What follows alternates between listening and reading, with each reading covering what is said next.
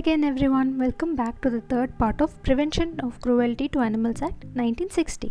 In the previous videos and all, we saw about the objectives and few definitions about the Prevention of Cruelty to Animals Act, and in this video we are going to see about all the other definitions that are left in this act. Next we have local authority. So local authority means a municipal committee, district committee or other authority for the time being invested by law with control and administration of any matter within a specified local area. So that might be a corporation or panchayat union. So that is called as a local authority. And next we have owner. So who's the owner? If you own a house, you'll be called as owner. If you own a bike, you'll be called the owner of the bike. Similarly, if anyone owns an animal, they'll be called as the owner of the animal. And also they will be responsible for any issues that arise when they own a particular animal. Alright. So next we have prescribed. So prescribed means prescribed by rules made under this particular act. So next we have street.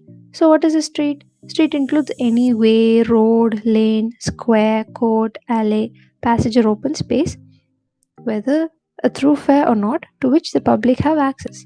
So street is nothing but a road in which public can walk on. So that will be your street. Next we have Pukha or Dhumdev. So this is a very cruel practice that is being conducted in our country also, and also in many third world countries where they have a lot of farm animals.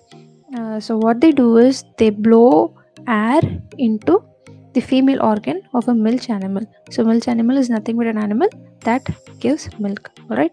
So what happens is when this air is being blown in, it is said to produce a lot of milk. Alright, the milk secretion is said to have increased when air is being passed into the female organ of a milch animal. So this is very painful to the animal also, and also it is inflicting unnecessary pain to gain any profit from this animal. So this is the Pukha or Dhumdev practice, and it is actually illegal to do this, but still some people follow it, and so this is entirely illegal and it should be also be increasing. For example, the sheep will be having different sets of diseases, the cows will be having different sets of diseases.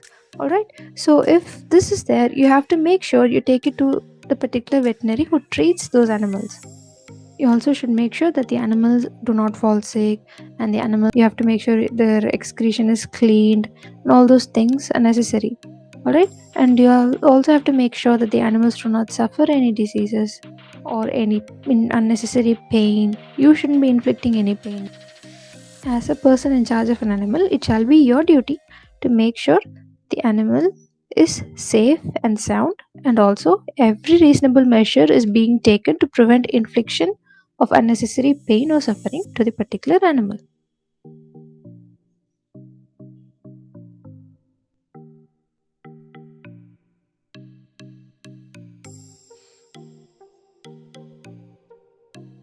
So these are the objectives and definitions of this Prevention of Cruelty to Animals Act, which was passed in the year 1960.